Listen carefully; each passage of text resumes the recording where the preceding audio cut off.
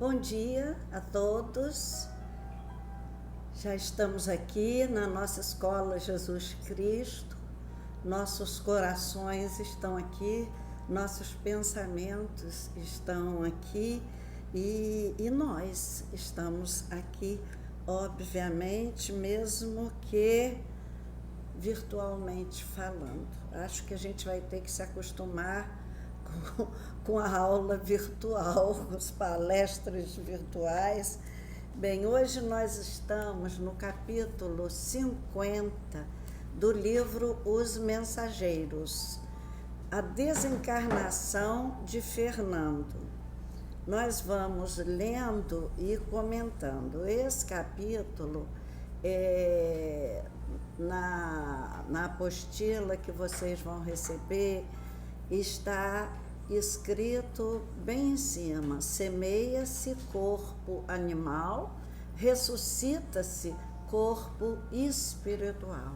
Uma carta de São Paulo, primeira epístola aos Coríntios, 15, 44 a 46. Uma alusão ao nosso corpo espiritual, nosso perispírito, que sobrevive às muitas vidas que nós temos aqui, que registra, em sua memória as lições que nós adquirimos aqui na Terra.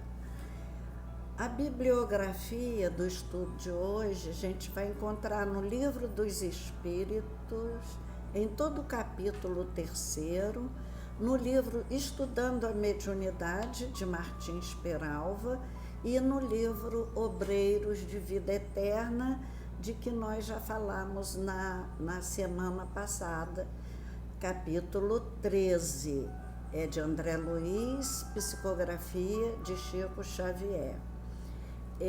Esse capítulo, ele está estendendo o capítulo anterior, a Máquina Divina, que eles acompanham, Máquina Divina, o 49. Eles estão acompanhando um senhor de 60 e poucos anos com leucemia. E nesse capítulo, a continuação, é o momento da desencarnação de Fernando, desse senhor. O tema central desse capítulo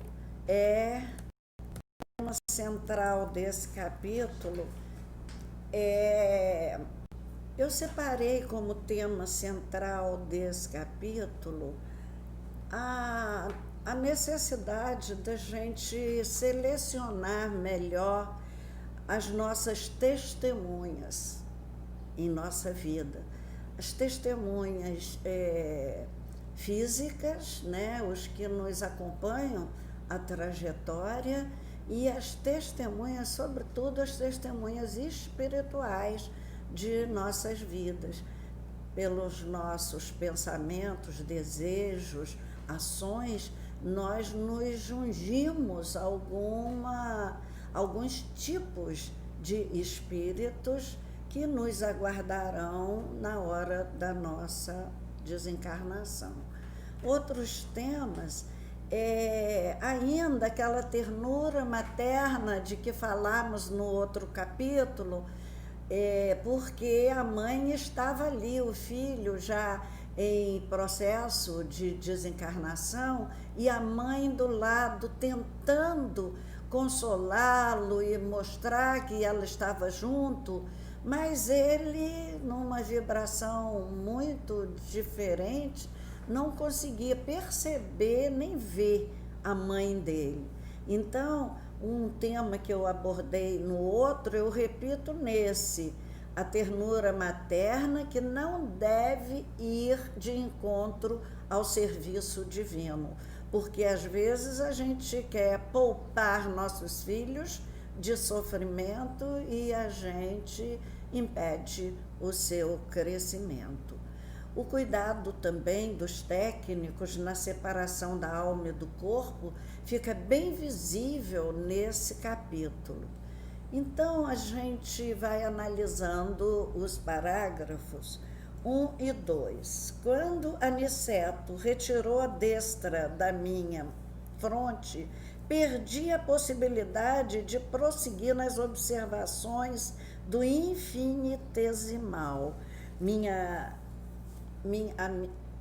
visão abrangia minúcias muito importantes ao interesse comum. Entretanto, estava longe daquele poder de apreensão que me transmitira o mentor amigo ao contato de seu elevado potencial magnético. Centralizando minhas energias visuais, analisava ainda o sistema ósseo, o sangue, os tecidos, os humores, mas aquelas batalhas microscópicas haviam desaparecido como por encanto. De qualquer modo, porém, minha surpresa era sempre era enorme, porque agora identificava em mim mesmo a potencialidade do raio-x. Ou seja, ele teve a visão ampliada pelo magnetismo de Aniceto. E ele via até a guerra microscópica, as células sendo destruídas, e de repente, quando Aniceto retira a mão de sua fronte, ele não mais enxerga esse mundo infinitesimal, esse mundo bem pequeno que os olhos dele ainda não tinham condição de perceber. Mas ele se encanta com a potencialidade de raio-x do seu olhar. Então, fora do corpo, a nossa visão amplia muito, né? E ele podia, então, perceber toda essa mobilidade, movimentação dos micróbios naquele organismo. A gente deduz, então, que sendo maior a espiritualidade, maior será sempre o nosso alcance de todas as direções da vida. Teremos, assim, mais discernimento para compreender as coisas, não é? Então, o que nos faz libertos de verdade é justamente a nossa evolução espiritual. É o conhecimento da verdade. Conhecereis a verdade e a verdade vos libertará. Maior será sempre o nosso alcance, além da esfera física, mental, espiritual, até intelectual, quando nós evoluímos. Agora, o terceiro parágrafo. Aniceto, depois de proporcionar a Vicente o mesmo estudo, movimentava providências novas. Então, essa divisão igualitária do conhecimento. Ele e Vicente eram médicos aqui na Terra. Obviamente, teriam condições de maiores apreensões das lições que estavam sendo ministradas ali, ao vivo e a cores, por Aniceto. Então, eles eram aprendizes, todos dois, mas Aniceto proporcionou aos dois os mesmos conhecimentos. E digno de nota foi também a ampliação da visão de André Luiz. Ele não estava lá há tanto tempo, esse é o segundo livro, mas ele já tinha uma visão mais ampla do que quando ele chegou lá. No quarto e no quinto parágrafos agora. No aposento conservava-se determinado número de parentes aflitos, como em todo quarto onde se aguarda a morte. Os parentes estão ali aflitos. Um médico encarnado examinava o moribundo com atenção. Foi aí que as duas entidades que se mantinham no quarto e que apenas nos haviam dispensado a usual saudação, se aproximaram de nosso instrutor, solicitando-lhe uma cooperação mais enérgica. Então, eles estavam ali no quarto,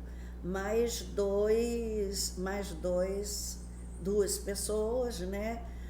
Dois espíritos que estavam ali, deve ser a mãe dele e um outro espírito, e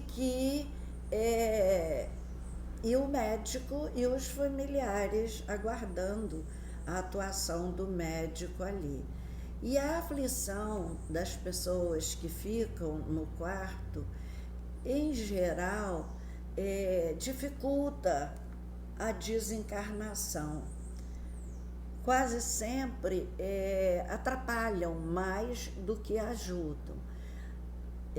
Tem uma afirmação que eu não sei se é de Chico, se foi de André Luiz, felizes os indigentes, que morrem sem esse tumulto, esse atrapalho que os parentes, em geral, fazem na hora da morte de alguém ligado a eles.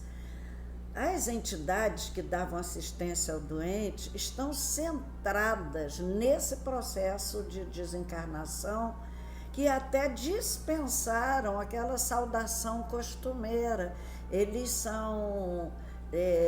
a vida lá em cima é muito delicada, as pessoas se saúdam e se cumprimentam, e nessa hora o trabalho era tanto, esse moribundo dava tanto trabalho, que eles fizeram uma saudação muito ligeira, e porque estavam muito ocupados, né?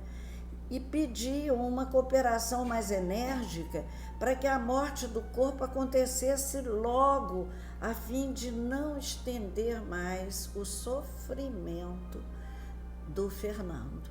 Então há toda uma preocupação, sempre há, com a dor dos homens na terra. Nós nunca estamos abandonados, todos nós estaremos sempre... Todos nós temos sempre um amigo, ou amigos, ou parentes queridos do outro lado a velarem por nós, né? Por favor, nobre amigo, disse a irmã que havia sido genitora do moribundo. Há sempre uma mãezinha aflita. Ajude-nos a retirar meu pobre filho do corpo esgotado. Há muitas horas estamos à espera de alguém que nos possa auxiliar nesse transe. Tenho procurado confortá-lo, mas em vão, acentuou a nobre senhora em tom lastimoso. Ele continua num estado de incompreensão dolorosa e terrível. Está absolutamente preso às sensações de sofrimento físico, como esteve ligado no curso da existência às satisfações do corpo. Então, já estamos tendo uma visão de quem era o Fernando. Era uma pessoa de boa vida, bom vivant, que se centrava muito, sua mente era muito dirigida para as sensações e prazeres do corpo. Então, é mais difícil a morte desses que se apegam às sensações do corpo. A necessidade que a gente tem de trabalhar o eterno em nós, que é o espírito, através das reflexões, das boas obras, dos bons livros, da boa conversa.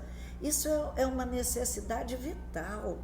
Evita muito sofrimento para nós. Então, nós já vimos aqui que ele tinha essa dificuldade muito grande de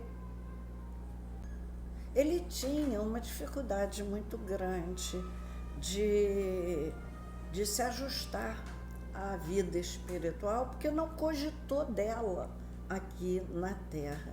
Sempre a gente observa, sempre essa figura materna a interceder pelos seus filhos. Há sempre uma mãe esperando um filho na sua volta.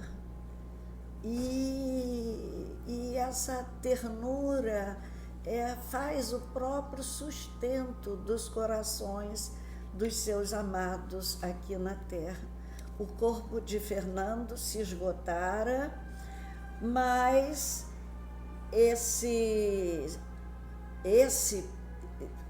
esse moço se tornou prisioneiro do próprio corpo. Ele que viver unicamente para a satisfação do corpo, agora sofre as consequências disso, porque o próprio corpo o retém nesse sofrimento.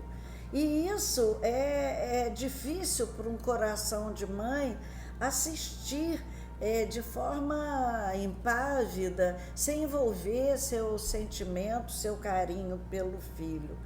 Muito difícil é a morte dos que buscam só aqui na Terra a sua vida ordinária, só se dá aqui na Terra.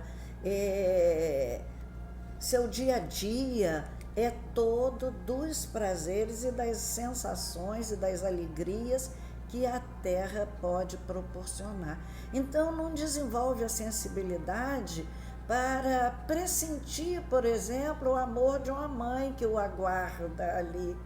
O espírito fica como que adormecido, como que anestesiado para as coisas do espírito, né? E aí ele não pressente, não sente, talvez nem estivesse lembrando da mãe naquele momento, tamanha a sua agonia. E Aniceto entende essa angústia materna e até concorda com ela no fato de apressar a morte de Fernando. Aniceto concordou, acrescentando: notam-se, de fato, grandes lacunas na expressão mental do moribundo. Não desenvolveu, não tem. Vê-se que atravessou a vida humana obedecendo mais ao instinto que à razão. Observam-se-lhe no mundo celular vastos complexos de indisciplina. Olha como fica tudo registrado nas nossas células. Os espíritos que são peritos nesse processo, porque são técnicos mesmo, estudiosos desses fatos, que vêm fazer o desligamento de pessoas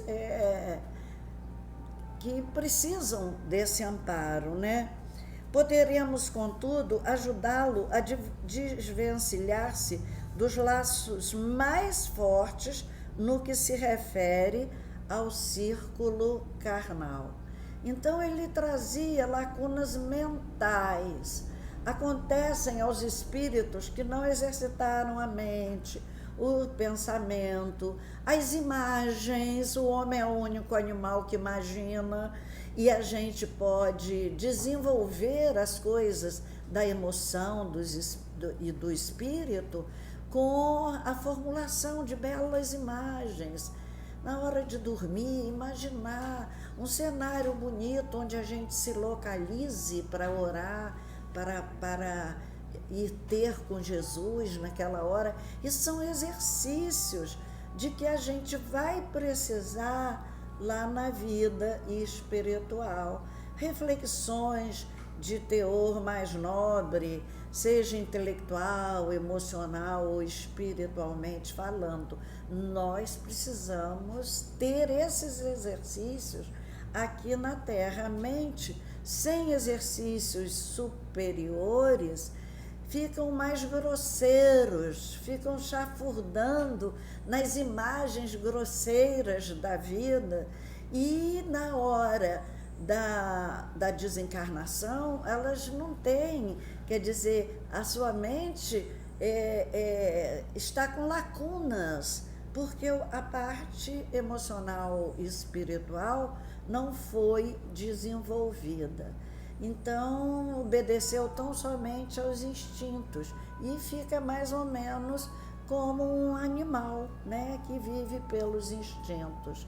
As nossas células anotam essas indisciplinas no uso de suas potencialidades, porque, por vezes, usamos desregradamente a nossa máquina divina, o nosso corpo. Usamos com desrespeito por ele. Aniceto concorda em ajudá-la e começa a desfazer os laços mais fortes primeiro, porque ele era muito prisioneiro ainda do instinto, e o corpo deteriorado, ele faz força para ficar no corpo, mas o corpo já havia se deteriorado, né? Vamos para o 10 e 11. Será um caridoso obséquio, retargueu a genitora aflita. A irmã está incumbida de encaminhá-lo? Perguntou o instrutor, compreendendo a magnitude da tarefa. Olha só, um processo de desencarnação não é uma coisa simples. A magnitude da tarefa é uma tarefa grande. Uns fazem um desligamento, às vezes outros encaminham, como é o caso aqui de Fernando. Precisamos ponderar quanto a isto, porque o desprendimento integral se verificará dentro de poucos minutos. Então, aqui nesse parágrafo, ela esboçou um gesto triste e respondeu. Então, antes de concluir o processo de desencarnação, a pessoa que estava incumbida de levar o espírito do desencarnado tinha que já estar a postos para imediatamente levar e afastá-lo do corpo físico o mais rápido possível, para que ele não usasse seu desejo de retornar e tornasse mais complicado ainda o seu processo de morte. Desejaria sacrificar-me ainda um pouco por meu desventurado Fernando, olha a mãe, mas apenas obtive permissão para socorrê-lo em seus últimos instantes. Não, a mãe não vai encaminhá-lo. A mãe só obteve permissão até ali, para ficar até os últimos instantes do lado dele, reconfortando-o. Meus superiores prometem ajudá-lo, mas aconselharam-me a deixá-lo entregue a si mesmo durante algum tempo. Fernando precisa reconsiderar o passado, identificar os valores que infelizmente desprezou. As lágrimas e os remorsos, na solidão do arrependimento, serão portadores de calma ao seu espírito irrefletido. Grande é o meu desejo de aconchegá-lo ao coração, regressando aos dias que já se foram, os dias do carinho materno com o filho nos braços, no seio. Todavia, não posso prejudicar com a minha ternura materna a marcha do serviço divino. Fernando, em verdade, é filho do meu afeto, contudo, tanto ele como eu temos contas com a justiça do Eterno e, no que respeita a mim, estou cansada de agravar os meus débitos. Não devo contrariar os desígnios de Deus. Olha a ponderação dessa mãe e quanto é difícil para uma mãe abrir mão de acompanhar o seu filho, especialmente numa hora dessa, que a conturbação nos primeiros momentos é muito grande. Então, por isso que eu tirei esse texto para um dos temas, não posso prejudicar com a minha ternura materna a marcha do serviço divino. Muitas mães estão contrariando a marcha do serviço divino nessa hora aqui na Terra, quando querem fazer todas as vontades aos seus filhos e os deseduca. Em função de sua prisão ao corpo, ele precisava agora ir para um lugar em que ele ficasse entregue a si mesmo, para repensar a sua vida, para avaliar os seus atos aqui na Terra, suas buscas aqui na Terra, e no choque do arrependimento, do remorso. O remorso é um choque na alma muito grande. Ele começasse uma vida nova, começasse a repensar essa vida da solidão, do arrependimento e das lágrimas, é que seria necessária a calma, a revisão mais consciente da vida. E a mãe, com sua ternura, deveria evitar esse acompanhamento. A mãe tinha que deixá-lo naquela hora sozinho para não atrapalhar a marcha do serviço divino. Nós vimos que no capítulo anterior, Máquina Divina, eles tratam do corpo, toda a visualização do corpo. Nesse capítulo já está falando do espírito, não é? Ele, espírito prisioneiro ao corpo, não cuidou do corpo, maltratou muito o corpo, né? Então, difícil para a mãe evitar essa proteção aos filhos, mas ela teria que obedecer à marcha do serviço divino. Crescer dói no corpo. O adolescente sente dor nos ossos, porque começa o crescimento, estica, e ele sente dor nos ossos, e crescer espiritualmente dói ainda muito mais. Mas a mãe precisa deixar o filho ter suas dores, suas decepções, chorar as suas lágrimas, como nós, mães, choramos muitas lágrimas para educar bem nossos filhos. Eles também precisam. A mãe ponderou e obedeceu às ordens superiores. No parágrafo agora 13, a essa altura do diálogo, interveio o clínico espiritual que nos encaminhara até ali, informando atencioso: nossa amiga tem razão, Fernando não poderá acompanhá-la, mas tão nobre tem sido a intercessão materna que tenho instruções para conduzi-lo a um lugar seguro, a uma casa de socorro, onde poderá colher o melhor proveito do sofrimento, porquanto será asilado em zona vibratória inacessível às influências inferiores e criminosas, embora situada em regiões baixas. Já sei, murmurou Aniceto com grave entono. Trata-se de medida muito acertada. Em seguida, acentuou como quem não tinha tempo a perder. Então, vamos ver do 13 ao 16, é aquilo que a gente já falou. A mãe não iria com ele, mas ela tinha intercedido por ele e ela tinha méritos espirituais para ser atendida. Essa intercessão proviu um lugar seguro onde as vibrações inferiores não o alcançassem, porque ele na Terra se ligou pela mente, pelo sentimento, a espíritos inferiores. Então, seria comum agora ele defrontar com esses espíritos, mas pelos méritos dessa mãe, ele vai ficar num lugar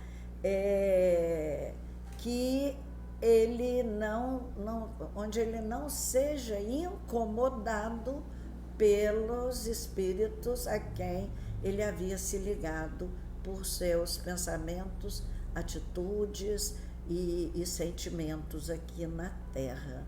Então, a espiritualidade não perde tempo, ou seja, tempo lá é muito valorizado, ou seja, rapidez para retirar o espírito, o perispírito daquele corpo, rapidez para resolver para onde ele vai, a mãe imediatamente entra em ação, ela fez todos os pedidos antes do processo desencarnatório. Isso nos alenta e nos reconforta muito, porque estamos sendo esperados do outro lado da vida por pessoas que nos amam. Que a gente aprenda na Terra a sintonizar com eles desde aqui, né? A aflição dos familiares encarnados, aqui presentes, poderá dificultar-nos a ação. Observem como todos eles emitem recursos magnéticos em benefício do moribundo. Claro, quem está aqui na Terra quer esticar a vida do outro sem saber o estado apodrecido do seu corpo. Então, eles atrapalham muito essas vibrações pela vida do doente, pode atrapalhar se ele está num processo reencarnatório. Quando vibrarmos num leito de morte pelo nosso doente, a gente vibra por vida.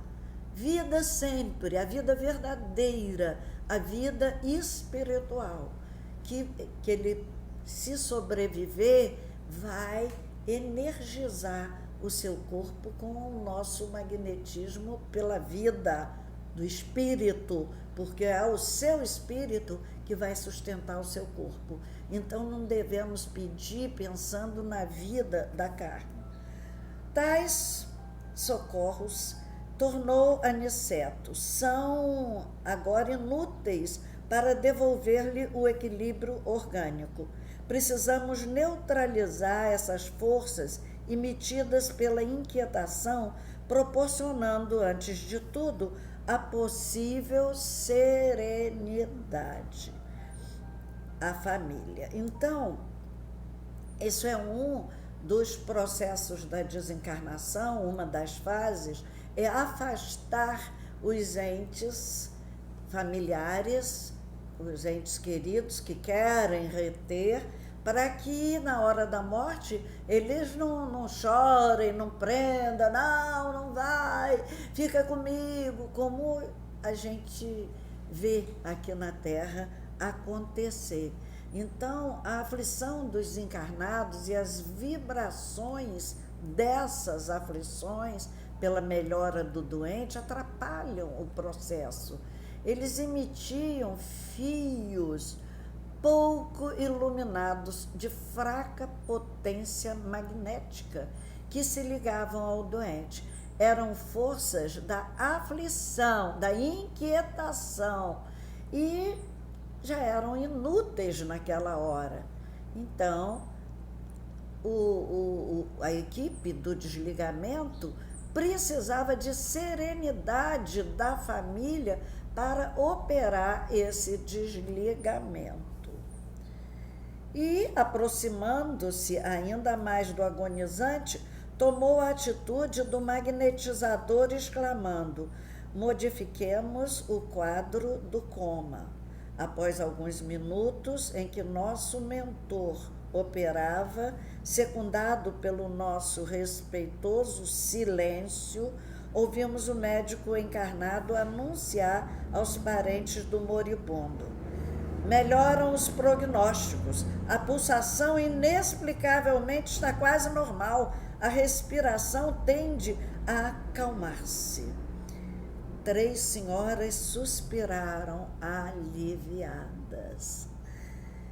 Dona Amanda dirigiu-se o assistente à esposa do moribundo. Dona Amanda, convém que vá repousar, levando as suas cunhadas.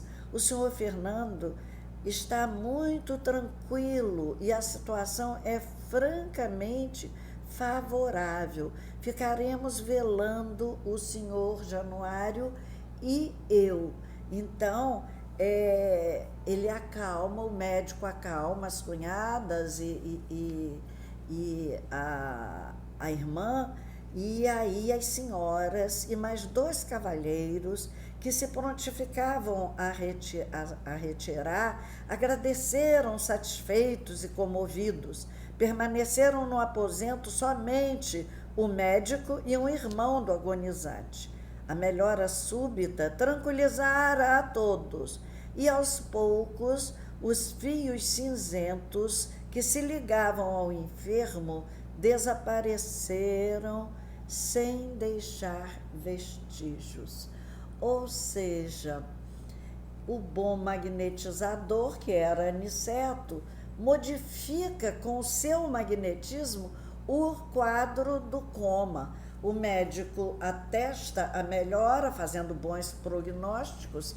As acompanhantes, aliviadas, se retiram, vão descansar e desaparecem, então, os fios cinzentos que tonificavam o corpo já de si todo deteriorado, né? Vê como eles têm recursos, tudo feito com o magnetismo. Abramos a janela, disse o médico satisfeito. O ar talvez acelere as melhoras do nosso amigo. O senhor Januário atendeu, abrindo a ampla vidraça. Fundamente espantado, reparei que 3 rostos horríveis, pela expressão diabólica, surgiram de repente no peitoril e interrogavam em voz alta. Como é? Fernando, vem ou não vem? Ninguém respondeu. Notei, porém, que Aniceto lhes dirigiu significativo olhar, compelindo-os tão só com essa medida a desaparecer. Que força tem o olhar de quem tem alguma, né, elevação espiritual. Janelas se abriram e surgem os companheiros de vida de Fernando. Quer dizer, nessa hora horrível da morte, para ele, para Fernando, que fora apegado ao corpo, que a morte é linda para muitas criaturas que se desprenderam lentamente do corpo aqui na Terra. Então, essas são as suas testemunhas de vida. Habituaram-se à sua companhia e o esperam para as mesmas traquinagens do outro lado da vida, né? Então, vamos agora para o parágrafo 31. Ninguém respondeu. Notei, porém, que Aniceto lhes dirigiu o significativo olhar, né? Olhar de autoridade, igual nossos pais faziam conosco antigamente. Olhava e a gente já sabia que a gente estava fazendo alguma coisa errada e, tomava rumo, né? Quer dizer, isso funciona. Hoje isso é muito combatido, mas isso, olha, na vida espiritual ainda é assim. Quer dizer, sempre será assim. O olhar de quem tem autoridade moral, só em olhar os espíritos desapareceram. Meia hora passou, dentro da qual o médico e o senhor Januário, naturalmente esse é o nome do irmão de Fernando, quase despreocupados do agonizante pelas melhoras havidas, encetaram uma conversação animada relativamente a problemas do mundo. Então, aqui a gente vai vendo que eles relaxam, né? Eles relaxam, descontraíram. E essa descontração é que vai facilitar o desligamento do perispírito do corpo desse homem.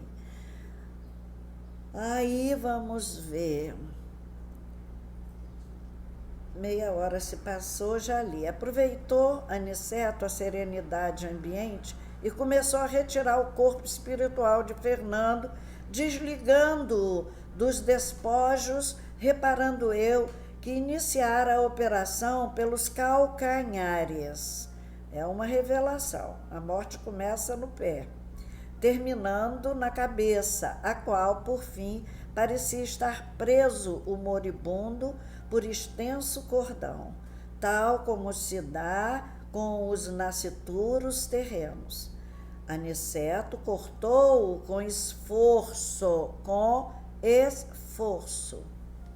Observemos que não é um processo fácil, é um processo difícil para quem o sofre e para aqueles que o executam. O corpo de Fernando deu um estremeção, chamando o médico humano ao novo quadro. A operação não fora curta e fácil. Tá vendo como a gente pode dar trabalho aos outros?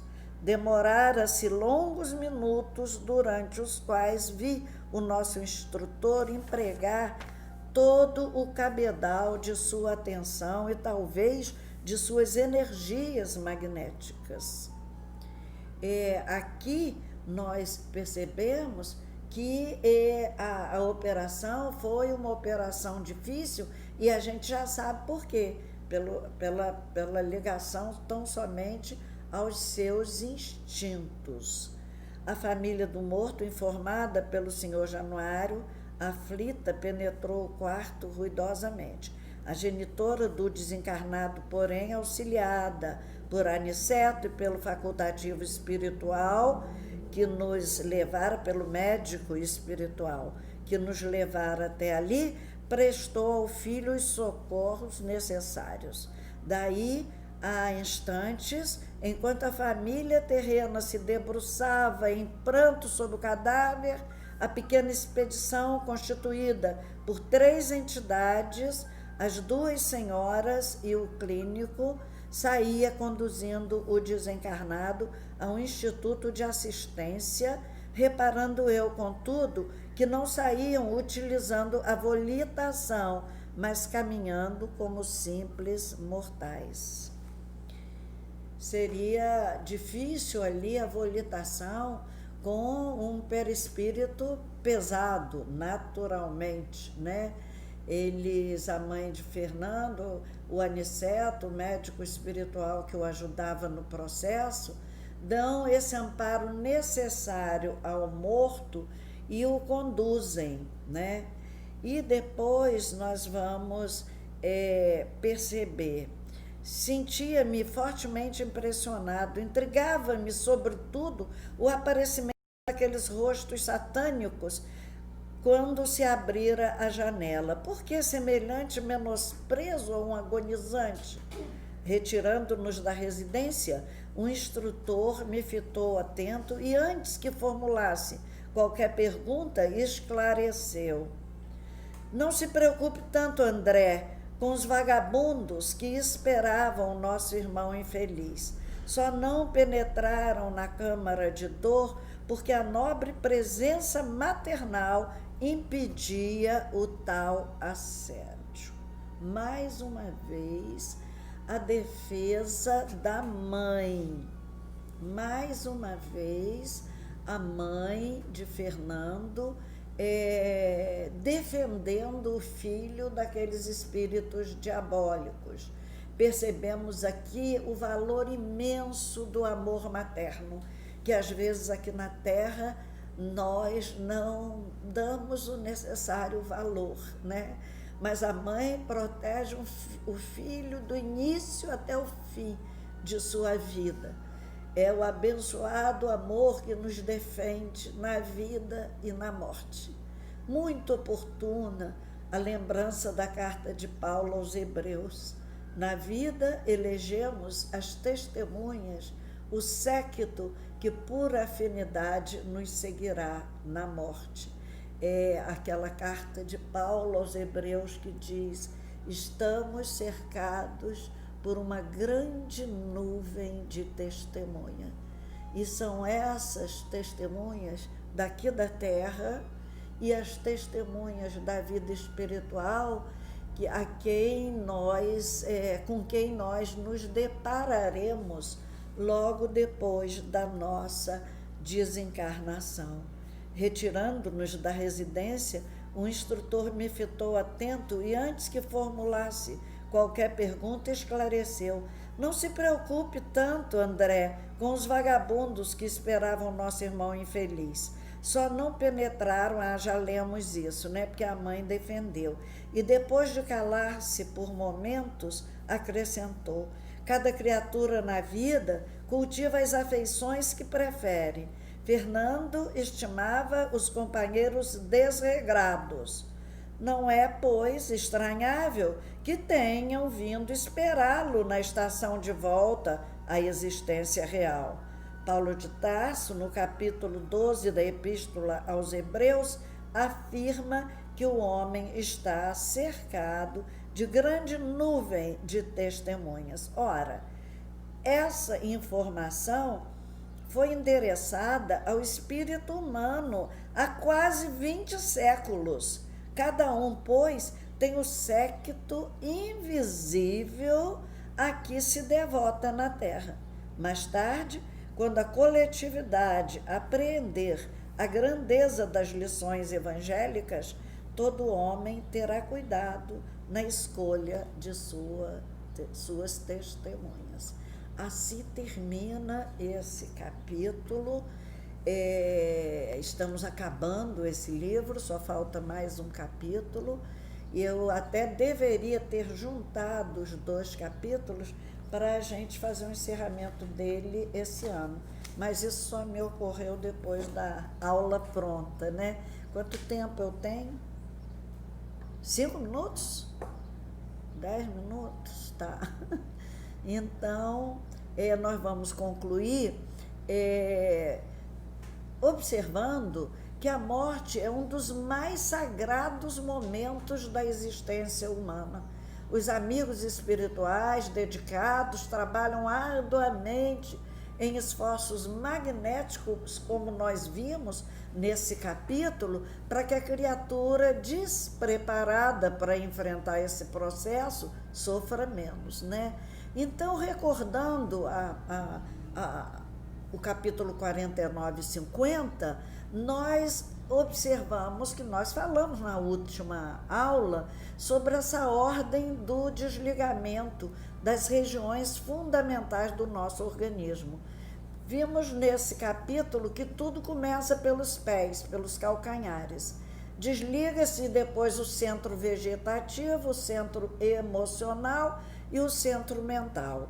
Eu acompanhei uma desencarnação semana passada de um amigo muito querido que me fez sofrer grande e sofrer uma saudade imensa, que está até agora comigo. Esse amigo, eu ia lá dar passes nele todos os dias na última semana, e eu punha a mão nos pés dele e na perna e já estavam gelados, entendeu? Ele não sentia frio, mas já estava gelada a perna dele, os pés, e eu entendi que o processo de desencarnação já havia começado, né?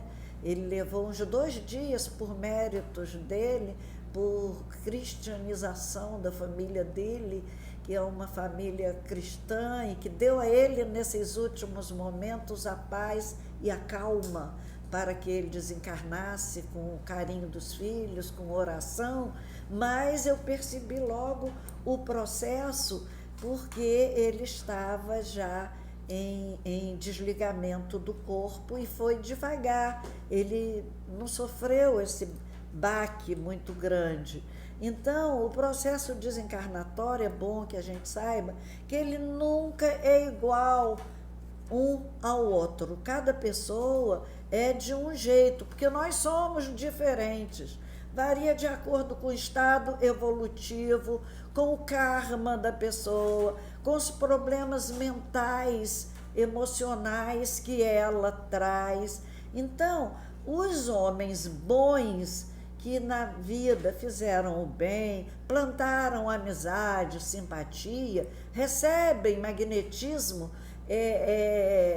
generoso das pessoas nessa hora. Então, eles merecem cuidados mais amplos, porque eles são mais sensíveis. Então, os bons, obviamente, têm uma desencarnação linda.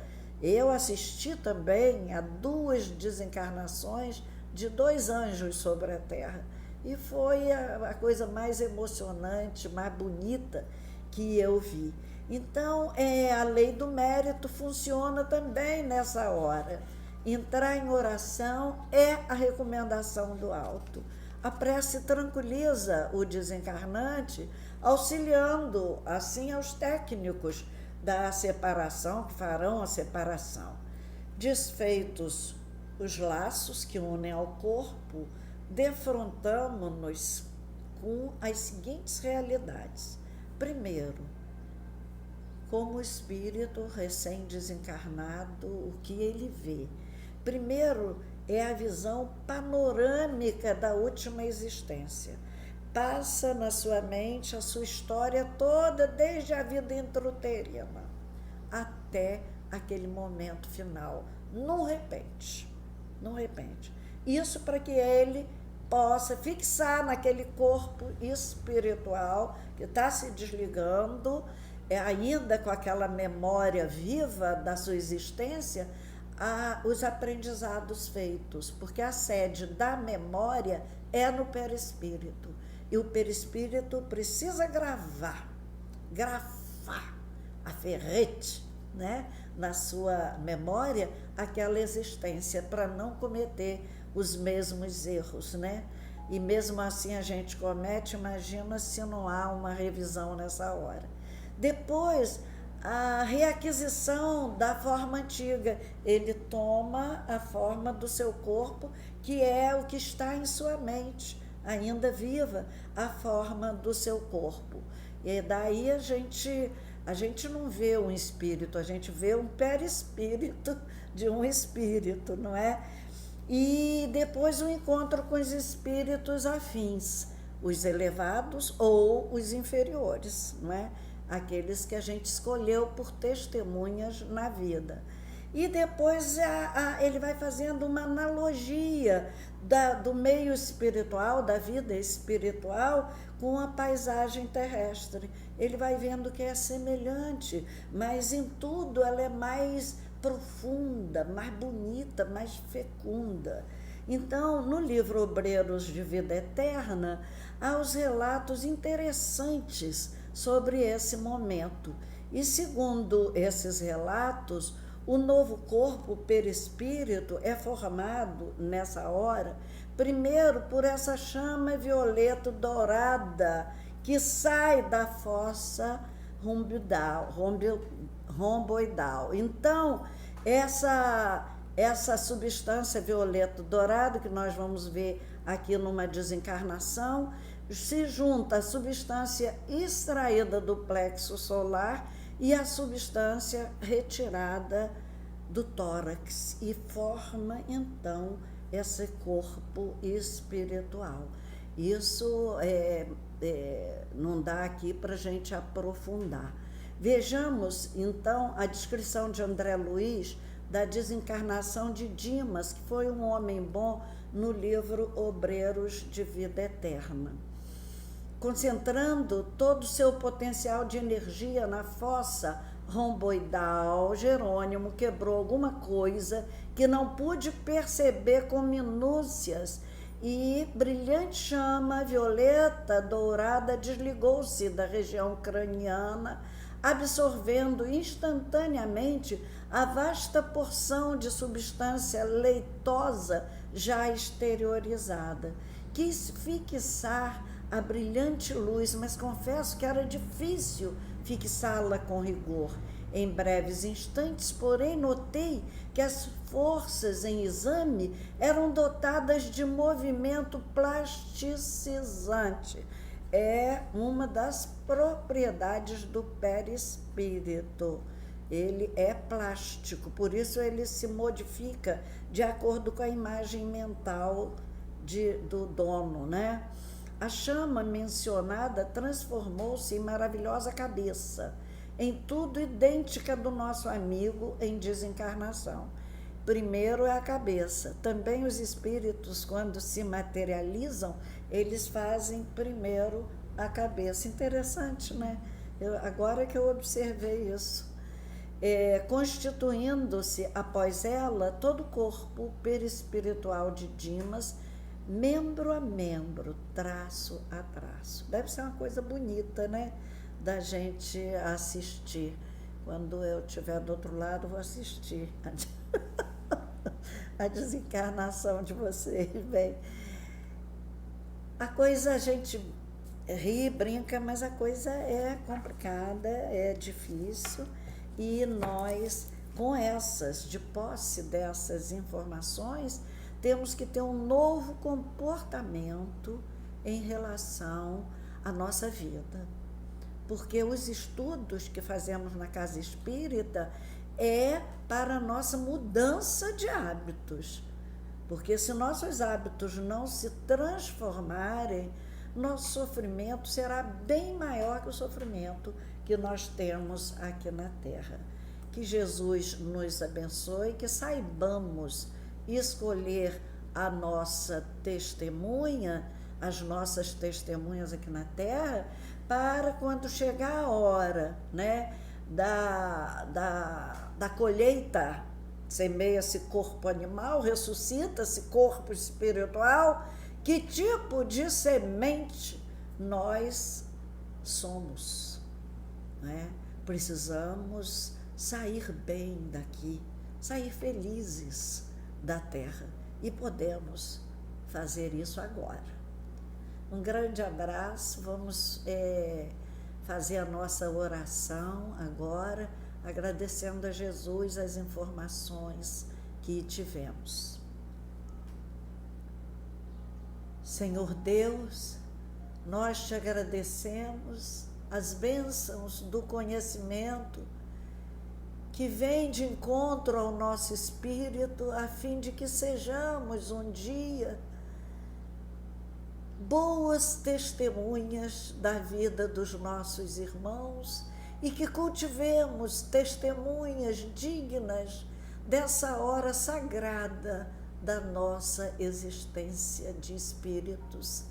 Venha até nós, Senhor, abençoa a André Luiz, onde ele estiver, a Chico Xavier, que nos proporcionou essas obras maravilhosas. Que Chico receba o nosso carinho, a gratidão do nosso coração, onde ele estiver, e que os benfeitores espirituais desta casa nos amparem, nos sustentem, para que continuemos a nossa semeadura aqui na Terra. Que a paz de Jesus nos abrace, nos encontre, nos console, hoje e sempre. Que assim seja.